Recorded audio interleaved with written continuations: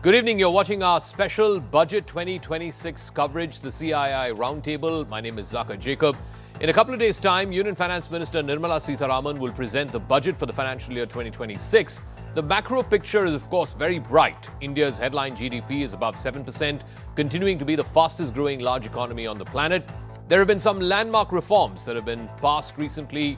The GST rate rationalization that happened back in September, the passing of the significant labor codes, all these are extremely important and will keep the India story going further. And there will be further momentum as we step into FY26 and then FY27. But it's not like there are no problems. The problems persist too. The biggest one, of course, the Trump tariffs, which have roiled international trade. There is pressure on the rupee. There's also declining FDI and FII, both of which have been flagged in the economic survey that was put out. How does India change and accelerate its growth trajectory to the next orbit?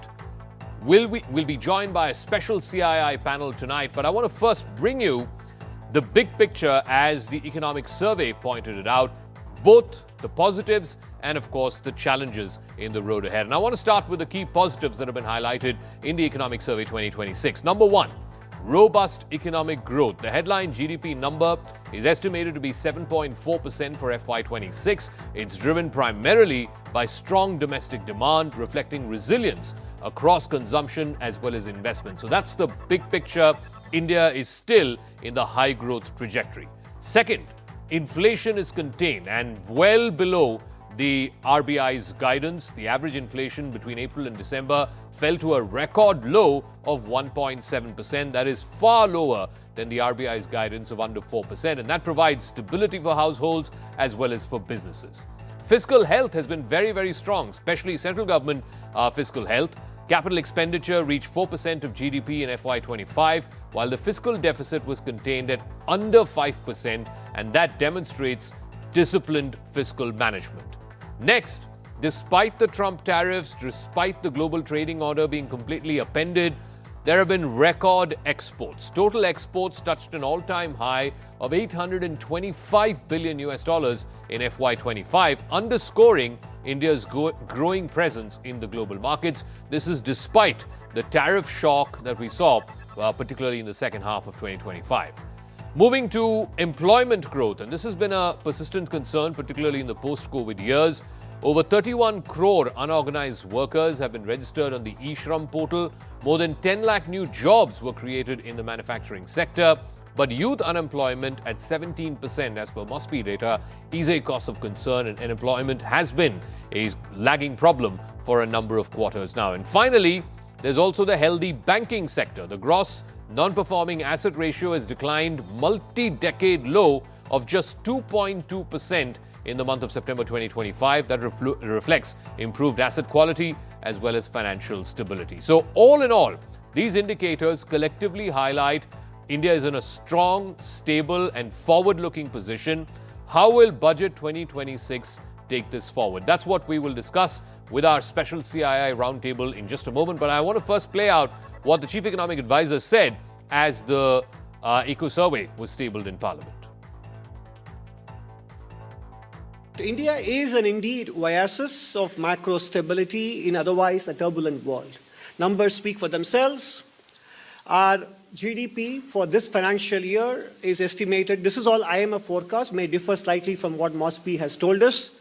IMF predicts 7.3% for the year ending March 2026. We have 7.4% from MSME. We are projecting on the back of domestic accomplishments and domestic reforms that the growth momentum is intact, and we will be able to grow at between 6.8 and 7.2% in real terms. More importantly, we are achieving these high growth rates, consumption and investment spending amidst very moderate inflation environment. However, it's important to note that core inflation is also well behaved. If you take out gold and silver, core inflation is 2.9, well below the 4% threshold with which the headline inflation is pursued.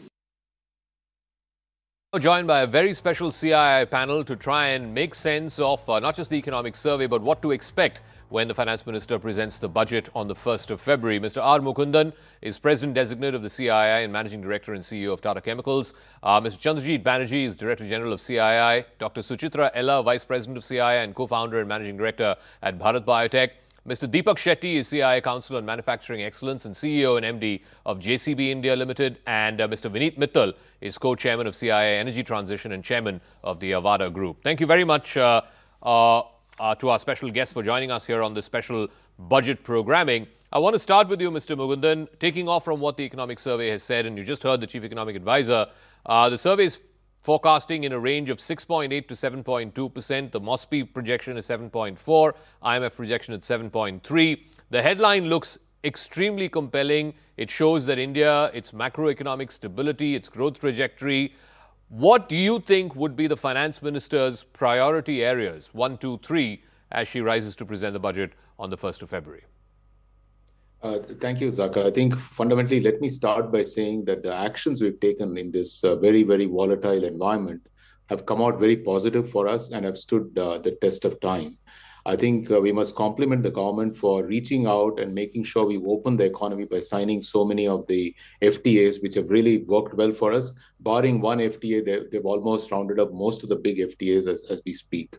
The second big issue for us is that, as you mentioned, the finances of India are in good condition, whether it be the RBI forex reserves, whether you talk about the fiscal deficit glide path, whether you talk about the banking sector itself, which you spoke very, very critical for MSME. I think that's the oil and the engine which keeps the economy going. I think that's also in a good shape.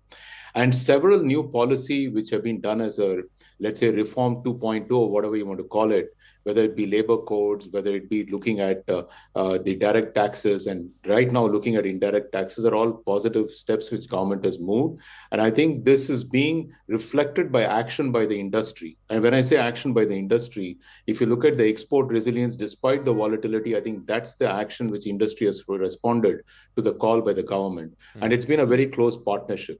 I think in terms of the focus, the economic survey actually lays out several new areas to focus on. And let me touch upon the new areas where we will get into the traditional areas. For example, emphasis on artificial intelligence. How is India going to scale up in AI? Yeah. Then emphasis on what I would call climate adaptation rather than climate mitigation. India needs to do a lot more adaptation, and rightly the economic survey has highlighted that. In addition to that, it is focused back on MSME sector, which is one of the backbone of Indian economy. And fundamentally, it says the following, that all three sectors which we want to focus, which is agriculture, which is manufacturing, and the service sector, and provides a slew of recommendations for all of them. But if you were to ask me on an overall basis what we should be looking at, I think we need a continuity, we need stability, but at the same time, remove the irritants out of the way. And those irritants have been highlighted to government. I want to ask Mr. Chandrajit Banerjee this. One of the facets over the last 4 or 5 years, particularly in the post-COVID times, has been increased public sector expenditure, particularly Capex, has increased substantially over the last few years. In fact, the FY26 projection by the budget was 11.2 lakh crores. We will see what the revised estimates are when the budget is presented. But 11 lakh crores is a lot of money. Have we now got to the stage where the public expenditure Capex is sort of hitting a ceiling now? Now it's time for the private sector, and people have been talking about this gross fixed capital formation as a percentage of GDP has gone down from 34% that it used to be more than 10 years ago to under 30% now. People talk about the animal spirits. Why are we not seeing that as much, particularly in the last couple of years or so? I think we have gone past that. It was a question which was there about 2 years back or so, whether the private sector was investing. But if you really see that recent data of the last 6 months and a little more, the private sector's Capex participation, or rather Capex, has increased significantly, and actually it shows a high.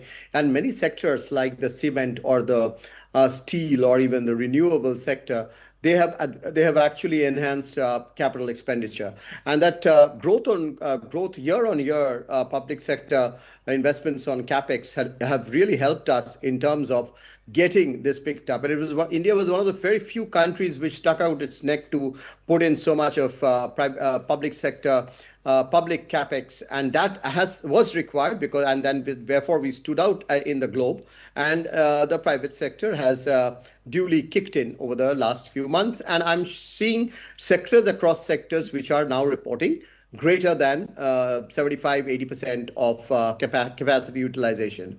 Coupled with that, there is also a very strong increase in consumption. The GST 2.0 has helped in it. And third, of course, there is a strong rise in the rural demand, which also will give rise to a lot of private sector, participation coming in. I want to come to a very specific point when you raise capex and state capex, and I think there is a need for us to move also to the state level, that is the states of India. Correct. And I think that's where I think we need some incentivization of infrastructure spent by the states, prudent investment into infrastructure and roadways, and that really would help a lot into the private sector come in further, which will also in turn reduce the cost of logistics and doing business.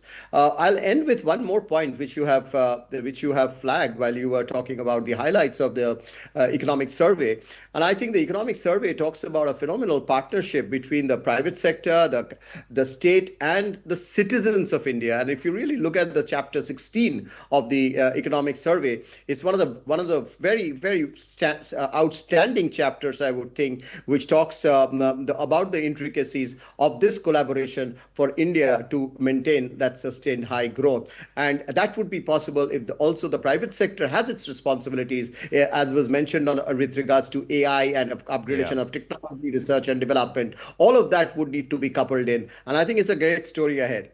I want to ask Dr. Suchitra Ella, we've talked about this health and education being not given as much allocation, as much importance as, let's say, public sector expenditure when it comes to capex.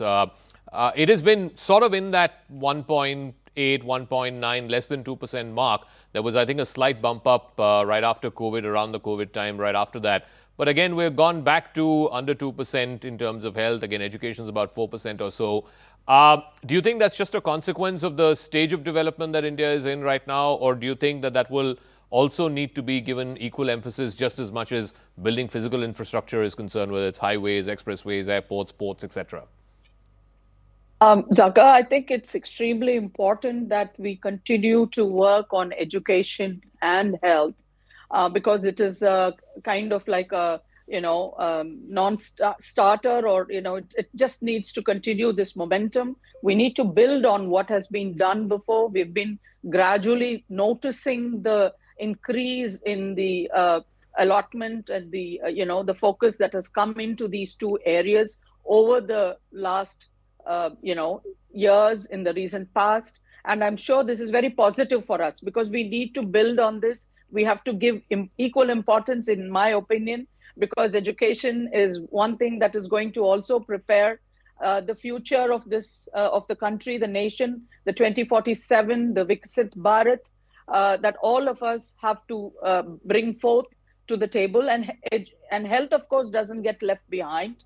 Because it is always kind of, these are two eyes which connects to the public, to the citizens of India.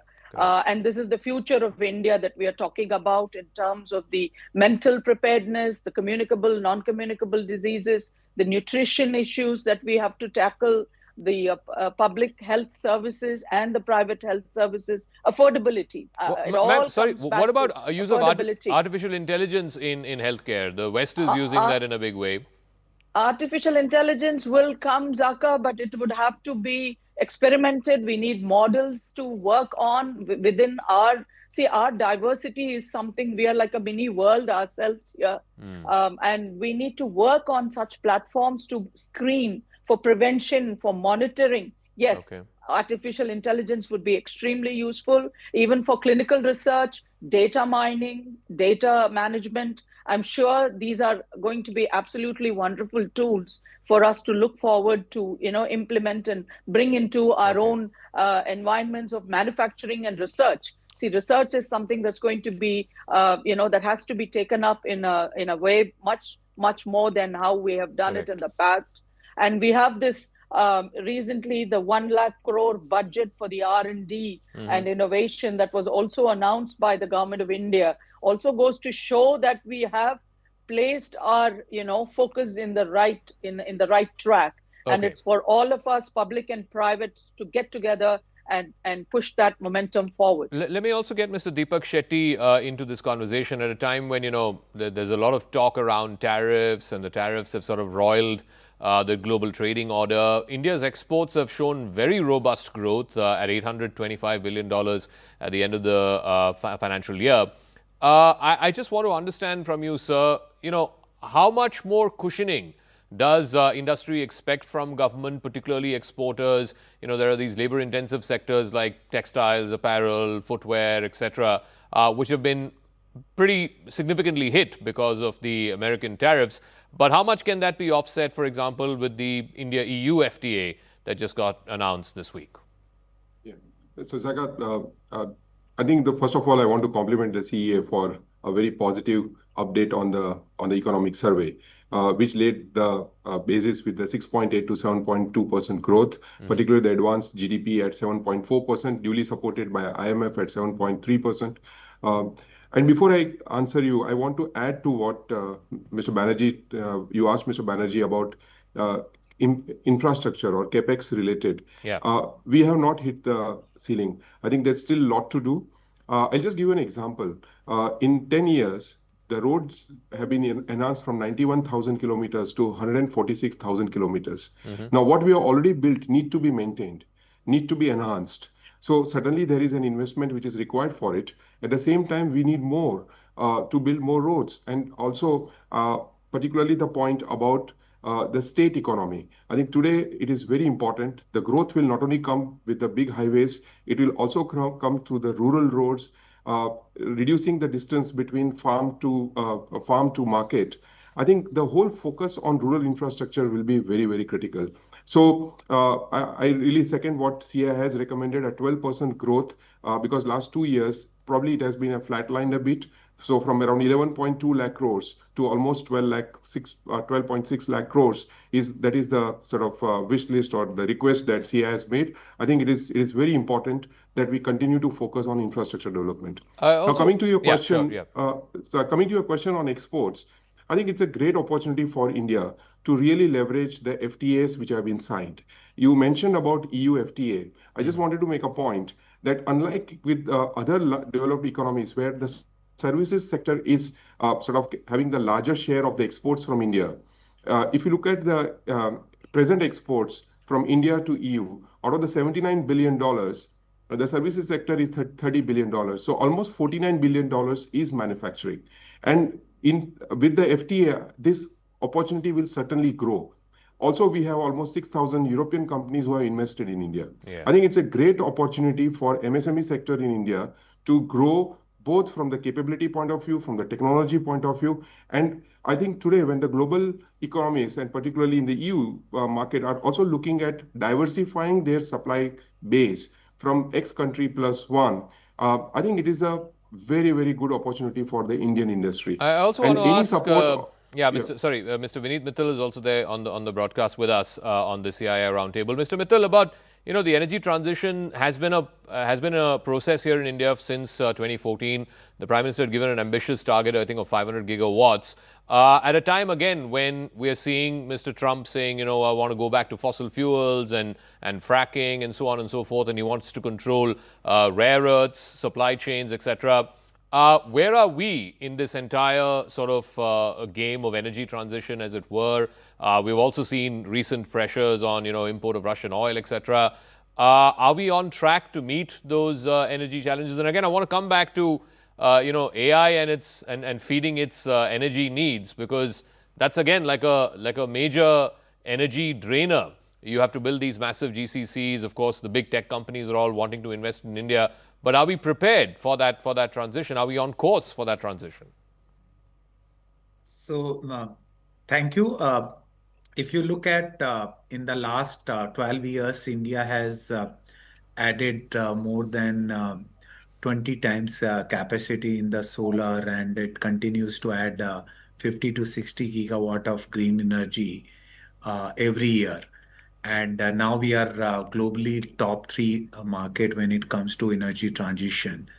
And our budget is coming actually at a very important moment for India. We are no longer just a fast growing economy. We are becoming a system shaping economy. And the choices we make today will decide whether India is only a large market or also the hub for green global production and innovation hub. And as you rightly said, that energy sits at heart of that choice. Every data center, every electric vehicle, every digital service, or even a factory depends on reliable, affordable green power. And today, I'm happy to share that India is the most competitive when it comes to supplying the green energy round the clock to data center or factory. We are able to do almost 40-50% cheaper than US. The Okay. biggest challenge in the US for data center is that they need 60 gigawatt of additional power over next 4 years, and their grid connection is taking 4 to 5 years time frame. If India plans to have the data localization policy, like say YouTube roughly has more than half billion Indian users, and they are the biggest content creator on Insta, Facebook, and other social media. If those content itself can be localized through the act, you are looking at 10 gigawatt plus of data center requirement. And today, India is power sufficient. We have 510 gigawatt of grid connection and power which is available, and additional more than 280 gigawatt which is supposed to happen by 2030. And a lot of it is already tendered out. Okay. So India can become actually the global hub for building data center, AI hyperscaler, and there are multiple cities where there is a low latency and Okay. multiple Let optical me fibers are coming. Let me ask Mr. Mugundan, coming back again to the big picture, taking off from what the economic survey has flagged, a couple of things. One is the strength of the rupee. The rupee has, I think, fallen 7% through 2025 and through the first month of 2026. Also, it has asked some questions about, FDI and FII net outflows. How would you view that, Mr. Mugundan? Is that a cause of concern?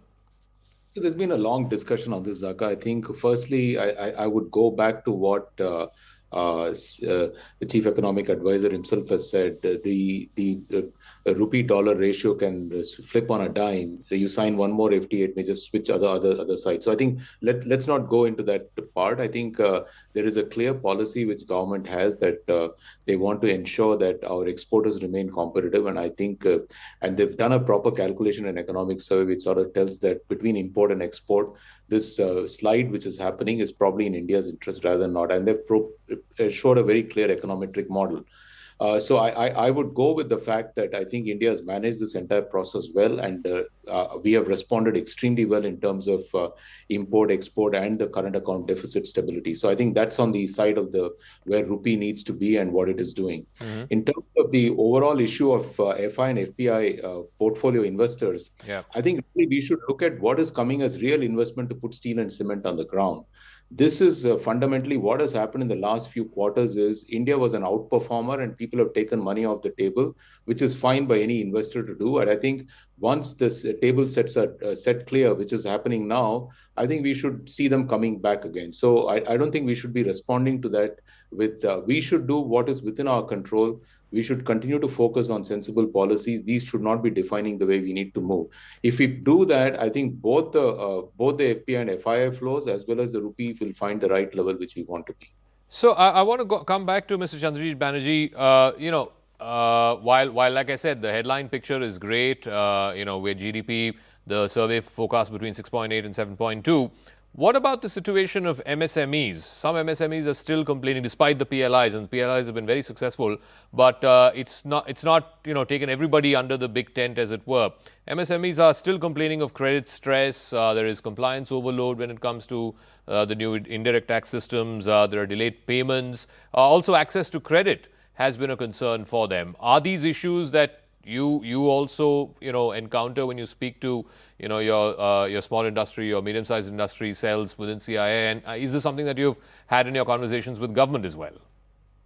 So Zaka, this is I'm so glad that you raised the issue of MSME, and that is sort of a backbone for even the large companies. I'll give you just a couple of points, and I really would like to refer to again, because you have a very well alluded to the economic survey over quite a few times.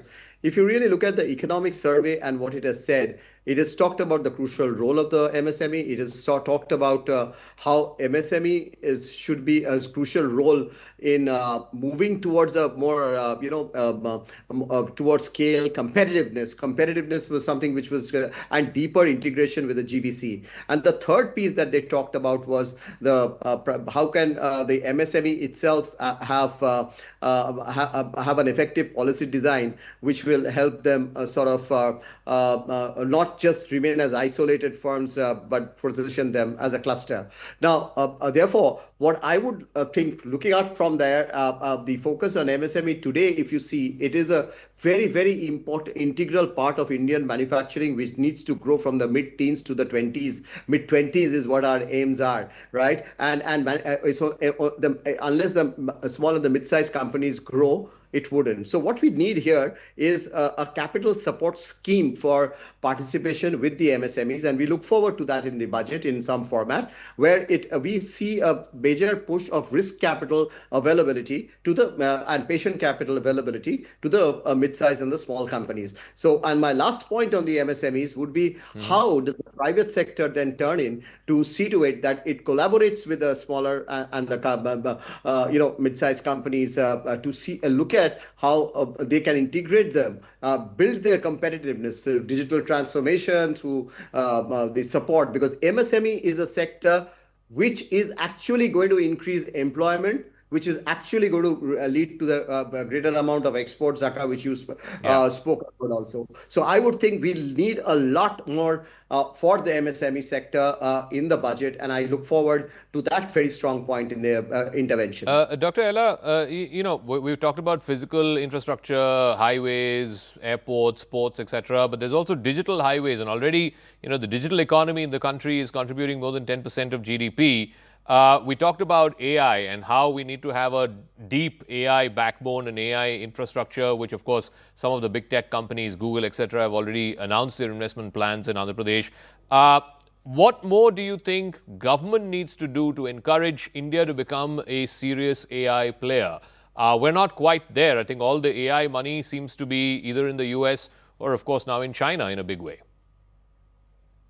We need to look at AI capabilities in India by needing to complement and also providing the institutional support that is required for startups and universities, because these are our educational institutions.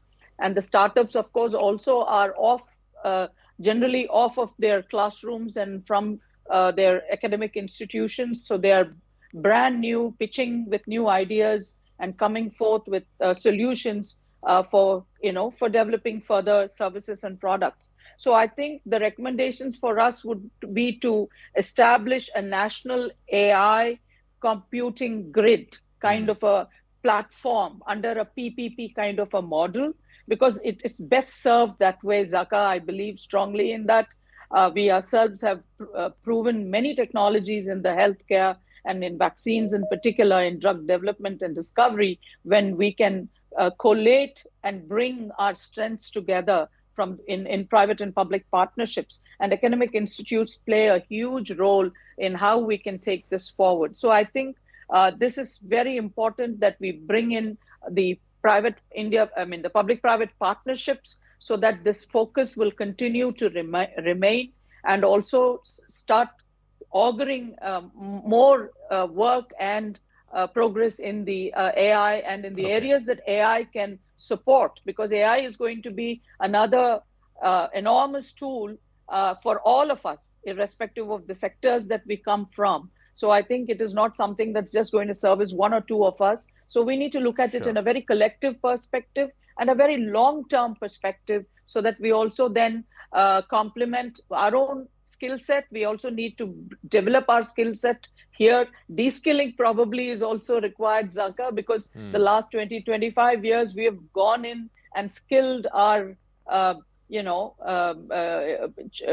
future of this country, the children in a certain way. And now we are talking AI, because technologies are changing fast by the decade sometimes itself. So we need to also de-skill. Sure. And All right. Thank you very Thank much, Dr. Ella, Mr. Banerjee, Mr. Mugundan, Mr. Shetty, and Mr. Mittal. We look forward to a progressive budget, a budget that puts growth at the front and center and also addresses concerns, whether it's from the exporters, whether it's from the MSMEs. Hope to have you back again on Budget Day. Thank you very much to our CII panelists for joining us on this budget special broadcast.